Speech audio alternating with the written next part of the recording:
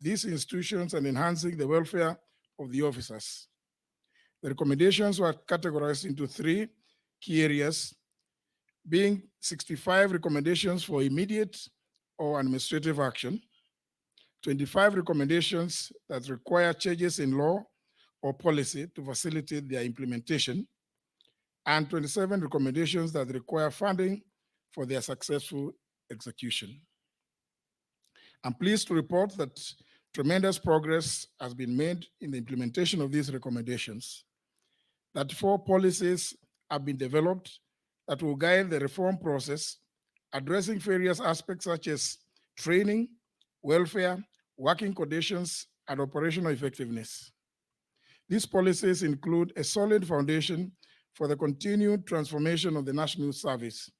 Your Excellency, I am proud to announce that 95% of the implementation process is already underway, which is a significant achievement within the short period since the report was released.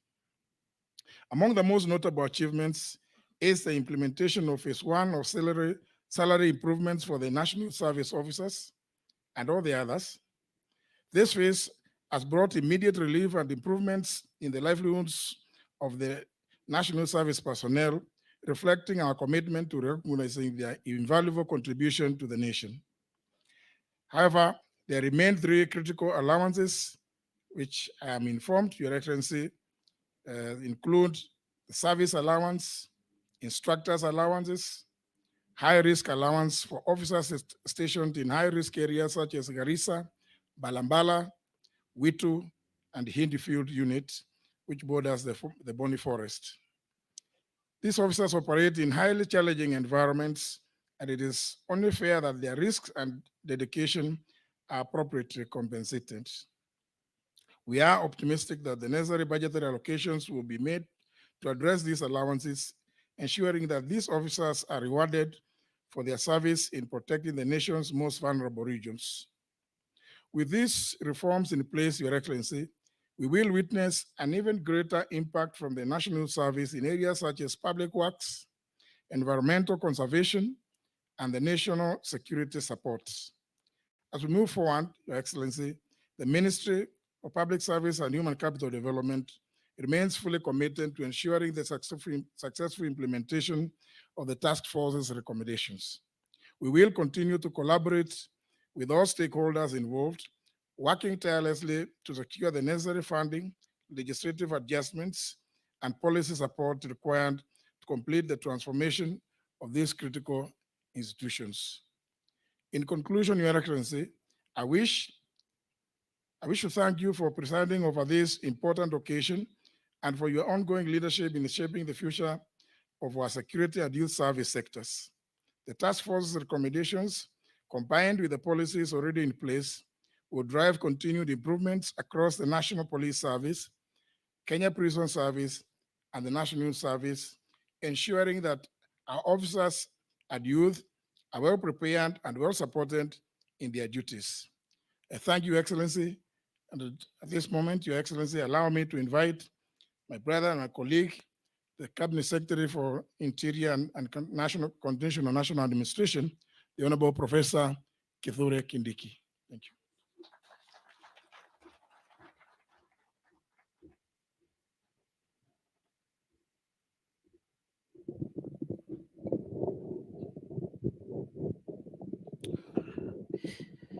Your Excellency, President William Ruto,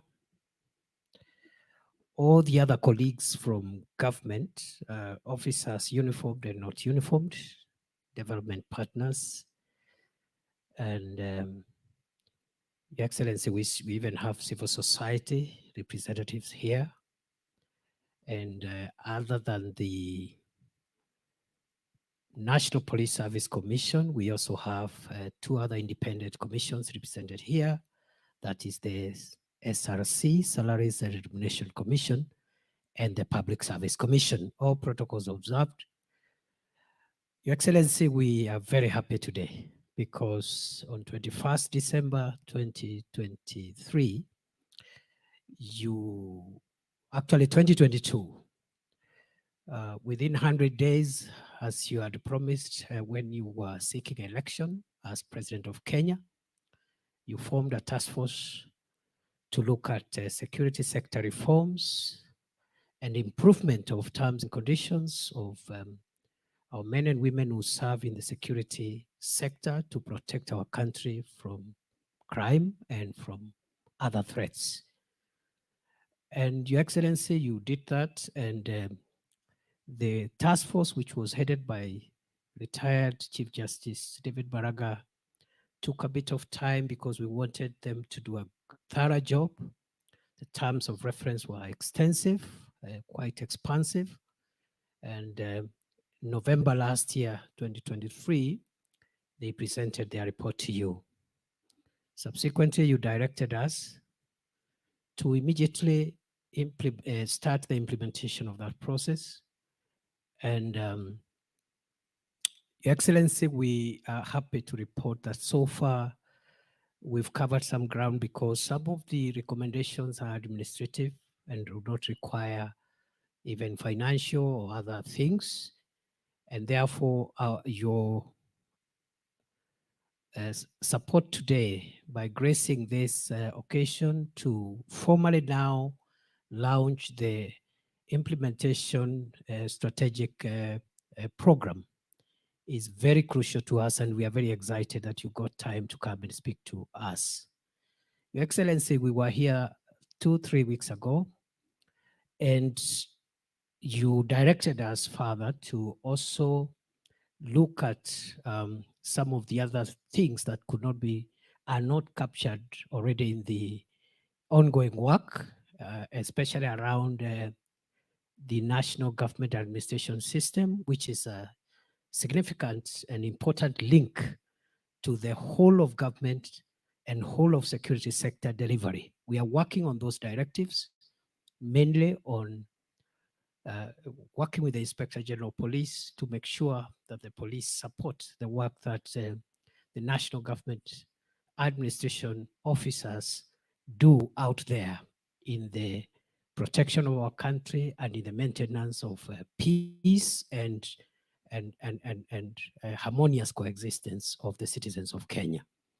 We are already underway with that directive, and we'll be briefing you. You also directed us, Your Excellency, to also include reform issues on GAO to also modernize their training, their orientation, so that they can align with the entire framework of a modern, more efficient, and output, or a system that can help this country take the people to the next level. Your Excellency, I want to say 2 things before I invite you. The first one is that the task force, the recommendations are quite expansive, and they are going to cost the government of Kenya quite a bit, especially in these times when our fiscal space is not great. We are grateful so far through your leadership and directives. We have started off on some of even the more difficult issues like welfare issues, but also other issues like modernization of equipment, especially for the police. And we hope that going forward in the coming years, we will also be touching on the other services that are represented. So we are grateful. It's quite an expensive venture, but it is worth it. This country, for it to realize socioeconomic development, for this country to move to the next level, we require stability, a secure environment for investors, local and foreign, and a society that is cohesive. For that reason, Your Excellency, we are grateful for the sacrifice you made and the leadership you provided. The second and last point, which I want to make, Your Excellency, is to say that security anywhere in the world is a sensitive issue. It's not an easy matter to be able to put together all the competing issues and interests of the country and maintain security. And therefore, this whole of government coordinated approach is the solution and the pathway that will help us realize and balance all the competing interests that we need to balance to ensure that the reforms that we implement are reforms that are people-centered, anchored on our constitution, and they are reforms that reflect the national interest in its collectivity. And I'm very proud today, Your Excellency, that Kenya, as one of the, if you look at our constitutional architecture for the security sector, as quite a very democratic security sector compared to even some of the older democracies. And I think it's the right thing that we chose under this constitution to have this kind of forward-looking and modern security, people-centered security infrastructure. I want to assure you, under your leadership, from where we sit with my colleagues, both my colleague CS JB Muturi and the other colleagues who are working with us in this enterprise, uniformed and uniformed, we will deliver a people-centered, participatory, open, transparent, and efficient security environment that will help this country realize its socio-economic and cultural objectives as underpinned in our constitution. Your Excellencies, today is not my day. This is your day. I therefore want to request our colleagues to be upstanding as we invite His Excellency the President to address us. Welcome, sir.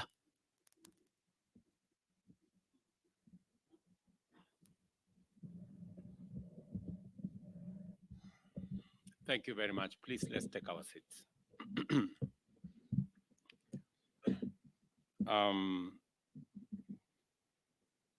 Members of Cabinet present, principal secretaries, development partners, friends.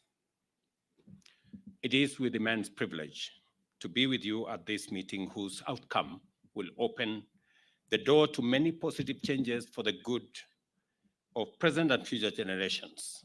The sector represented here is not only essential for national security, but it is also fundamental to the rule of law and public order, and therefore a pillar of our constitutionalism and a foundation of our democracy and prosperity. I therefore address you as a critical turning point in our nation's journey as we take the transformative step of reshaping our National Police Service, National Prison Service, and National Youth Service into bastions of integrity and efficiency that Kenyans want, have struggled for, and deserve. When I talk about transformation, I do not merely refer to major improvements, but a rebirth, which will necessitate a fundamental redefinition of how our security services operate and interact with the communities they have sworn to protect and to serve. In keeping with our undertaking under the bottom-up economic transformation agenda, we embarked on this path in December 2022 by commissioning the National Task Force on Improvement of Terms and Conditions of Service for members of the National Police Service, the Kenya Prisons Service, and the National Youth Service, commonly known as the Maraga Task Force. It was mandated to investigate the systemic institutional challenges hampering our security services and chart a new strategic pathway that promotes integrity, dignity, and respect, and improves the terms and conditions of service for our officers.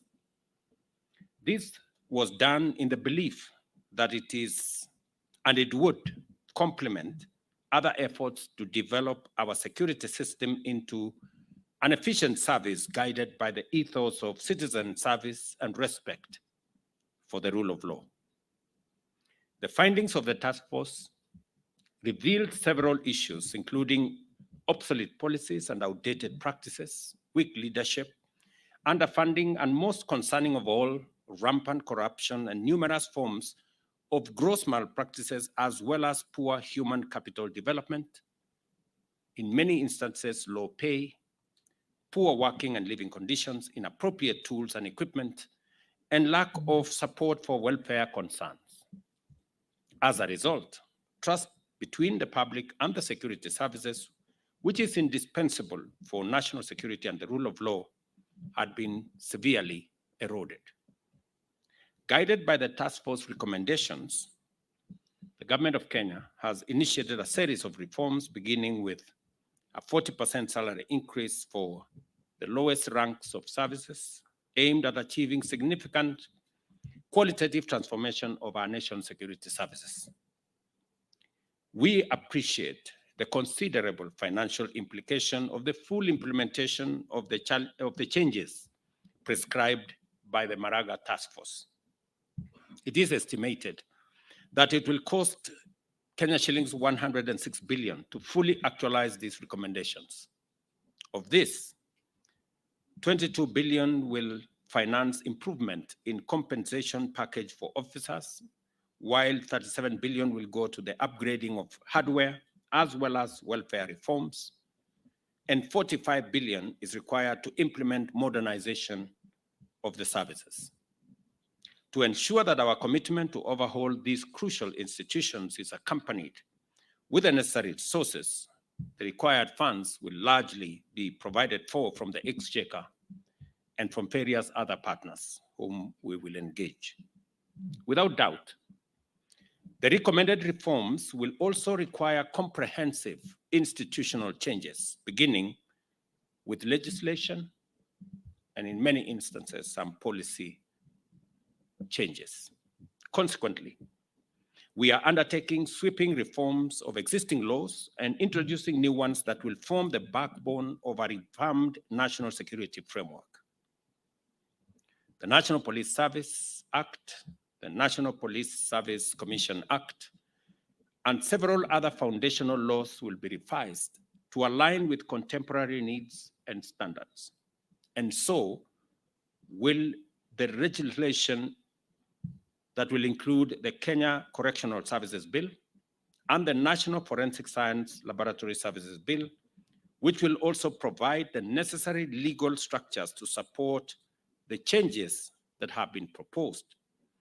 And we will be implementing this to modernize the security services and propel them to the highest standards of policing and best practice.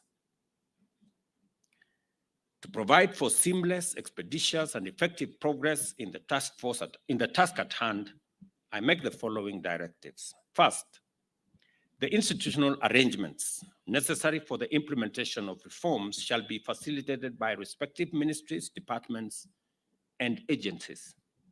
Any changes and any challenges encountered during the implementation phase shall be addressed and resolved without delay through the established mechanism, and the gazettement of this particular implementation committee will provide the necessary nexus between all the agencies to make sure that issues that stand out are resolved. Any challenges encountered in any manner shall be forwarded to this committee. Further, I direct that development of policies and legislative reforms must be inclusive and must be participatory. The provision for public participation in our constitution is no longer a sterile provision. It is a live provision that demands that the public be involved in how they want to see the services, whether it's police service or the national service or the correctional service, in the next form. I am also very happy that we now have a public participation bill in the House that will create the requisite standards for public participation to be undertaken on all policy and legislation that will be undertaken by our parliament. It is also essential that the National Police Service, Kenya Prison Service, and National Youth Service complete the development of their respective modernization strategies and plans within the next 3 months. I know there was a suggestion that this be undertaken over the next 6 months. I think 3 months is sufficient so that we can begin to figure out how what was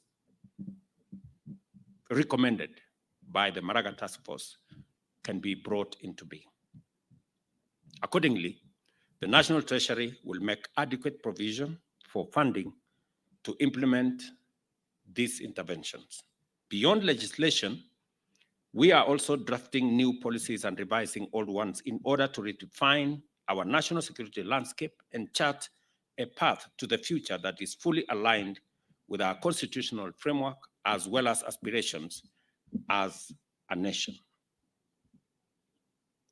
The public order management policy, community policing policy, and the National Correctional Service policy will not merely be the guide for our officers, but will be the strategies aimed at ushering in a new era of community engagement and community cooperation. These policies are designed to forge a strong partnership between our security services and the community by building trust and enhancing cooperation between the public and law enforcement officers and agencies. As we move forward with these reforms, I urge each one of you to fully come on board and join in mobilizing the people of Kenya to take part in this transformative journey. And in my opinion, already we have undertaken some of the recommendations that were made by the Maraga Task Force, and they will largely be in 3 different categories as the committee undertakes this implementation responsibility. Institutional reform. We are looking at a police service, a national youth service, a prison service that is fit for purpose to deal with the challenges and to live up to the expectations of the people of Kenya in the 21st century.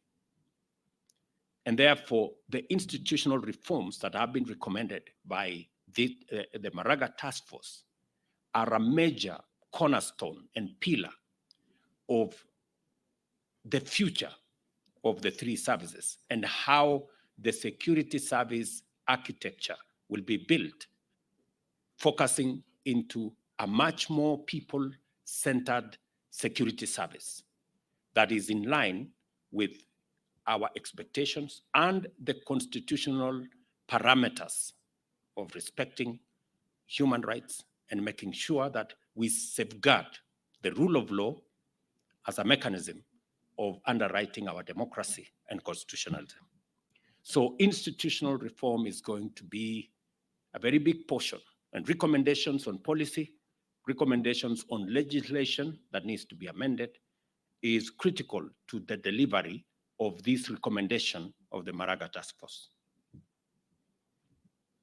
The other focus must be on the human capital development and responding to the needs, the requirements, the capabilities, and the general terms of service of the men and women who are charged with this sector. It will go all the way to what we're discussing about salaries, allowances, housing, transport, and many of the other aspects that are necessary for making sure that we get the best output out of the men and women who serve in this sector. We have started the journey with the first installment of salary reviews. We will be looking at the other allowances that come with it. And we will also be looking at career progression so that there is a career progression pathway that has always been a challenge. You know, an officer, we were given the example of an officer that is hired and for 20 years, they are stuck in the same job group. That going forward is not going to be the case. There must be a clear career pathway so that everybody who joins the service has clarity on where they want to go, and they can work hard towards it to make sure that that career progression, continuous training is part of the available pathways for the people joining either the prison service or the National Youth Service or our police service. And the third aspect is going to be the space around equipment, around making sure that we have the requisite tools for the delivery of the job and the mandate for which the services have been assigned. And this will include capabilities around transportation, capabilities around communication, capabilities that will speak to digitization of the services that we are engaged in. And my very clear instructions is, as we digitize government services, we must onboard the digitization of police services, National Youth Service, and also our prison service. The legendary OB must be in digital form so that it is known if a Kenyan has been booked for whatever reason, it must be documented in a manner that cannot be tampered with. And I know there has been a process of digitizing our OB and the whole front, the citizen-facing front of our National Police Service. That is an exercise that I would want to see completed in the shortest time possible so that we can have much more predictability. I would also want to see the payment of fines digitized, instant fines, and all the other things that occur around payments. We must stop the culture of dealing in cash. We've moved away, and shortly we will have a cashless government that does not engage in the business of cash. I know there is a lot of resistance in some quarters, but we will make sure that this whole space we've leveraged on technology to make sure that we can drive the reform and efficiency in this sector to ensure that we have better outcomes in the management of our security. I'm very happy that we are already making progress in all the three fronts. On the reform front, we have legislation that is already in the House. We have legislation that has already been proposed. I want to encourage the implementation team to expedite the formulation of the different policy that have already been worked on, to complete and brush some of the legislation that has been proposed so that we can engage Parliament in the shortest time possible. On matters equipment, we already have rolled out the modernization of our police service. The first phase, we already have equipment that have been purchased for use by our policemen and women, especially in the difficult areas that we have. And that process is ongoing. I committed that we're going to have a 20 billion shilling program to modernize our police. And now we're going to include the other two services as well, the prisons and the NYS, so that we give them the necessary tools for them to discharge their responsibility. I'm very happy that we have started this process. The first deliveries have already been received. And I just want to commit that we are committed to making sure that that process gets to its logical conclusion. Let me also say that we have concluded the procurement of the first 1,000 e-vehicles that will be used by our police and members of the National Government Administration. It is part of our response to making sure that even as we transport or improve the mobility of our men and women, we are also responding to matters climate change and making sure that we are aligned with the requirements of e-mobility. Let me also say that along the same area of making sure that we are equipping these services, already there are houses that are complete. In fact, I was being asked to go and open some for our policemen and our prison service and our National Youth Service. And the Ministry of Housing tell me that in our institutional housing program that we are undertaking under our housing agenda, 32,000 houses are being built for our security services, from the military to the NYS to the National Police Service and to the prison service.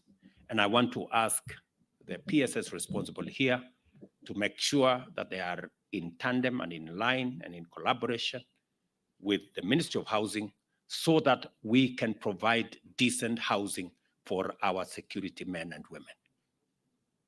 We are aware that in some cases, some of our prison officers live in houses that are not so different from the prison itself.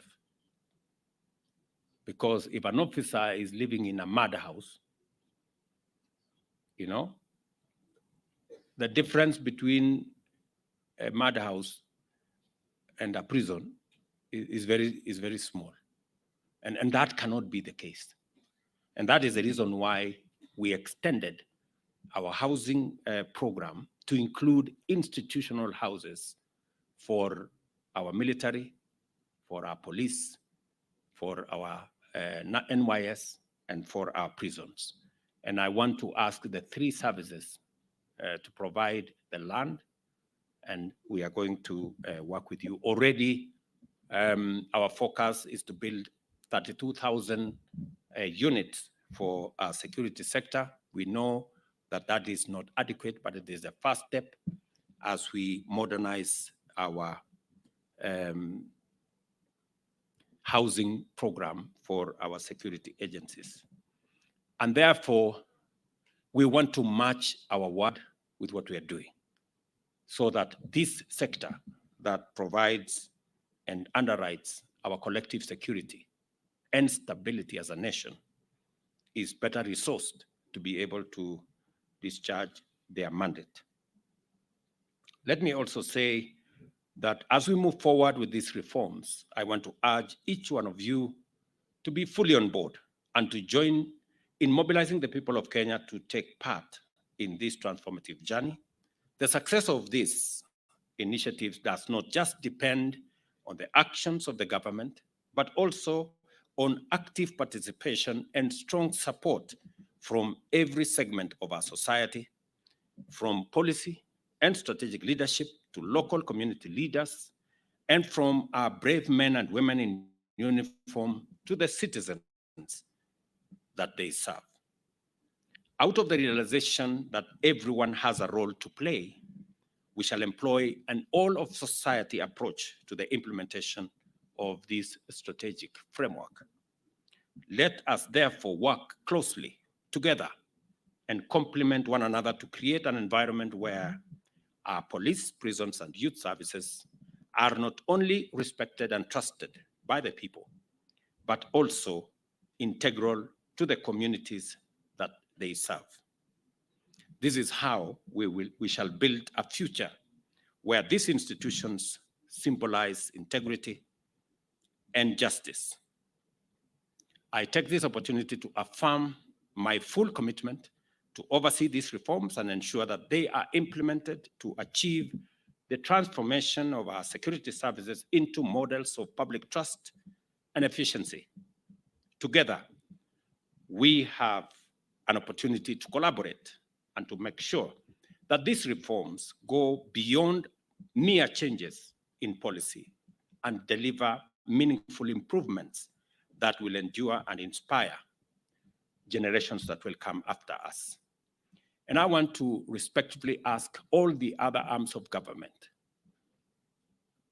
our parliament, our judiciary, independent institutions, to support these policy changes that we are making to our security sector, because the security sector is the guarantor for our democracy and rule of law.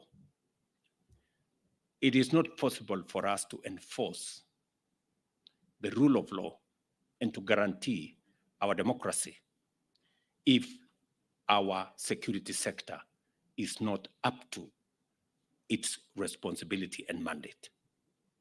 And therefore, a whole of government approach in reforming our security sector, making sure that the institutions in our security sector have the requisite institutional backbone and framework to support its modernization, and the requisite tools and capabilities to undertake this huge and sacrosanct responsibility, but also the men and women who serve under terms and conditions that inspire them to discharge their responsibility. It is our collective duty as a nation to support, because our democracy is dependent on respect for the rule of law. And the rule of law is guaranteed by making sure that we have men and women who make sure that each and every one of us keeps to the straight and narrow and respects the rule of law. A country without respect for the rule of law will not and cannot guarantee itself as a democracy. Democracy runs on the engine of the rule of law. And that is why it is necessary for us to collectively and as a society and all arms of government support the security sector in making sure that they have the requisite capabilities to be able to undertake the responsibilities that they have been assigned. If we do this together, present and future generations of Kenyans will experience, appreciate, and celebrate the fruits of your commitment to the institution of sound, effective, professional, and ethical national security institutions that will guarantee peace and security as the foundational enablers of Kenya's economic transformation. It is very clear to me that together we can achieve this. And I want to ask all of us to work together selflessly for the good of the nation. I am acutely aware that the National Police Service is an independent institution, and so is the judiciary. But ultimately, we have one master, the people of Kenya. And we must make sure that we work together towards serving not interests of individuals, but the collective interest of the people of Kenya. And therefore, I want to ask for more collaboration, more working together, that the independence that we respect and enjoy must also look at how together interdependently can work towards achieving the greater interest and the greater good of the people of Kenya. So I really want to ask for a much more harmonious engagement and relationship between our different arms of government and also our different independent institutions, so that we keep focus not on what is good for one sector, but what is good for the greater good of the people of Kenya. Because that way we will be serving the interest of the Kenyan people. We must, by all means, defend our democracy and the rule of law. We must ensure that we also defend our independent institutions. But we must also ensure that we work together towards the common good of the people of Kenya.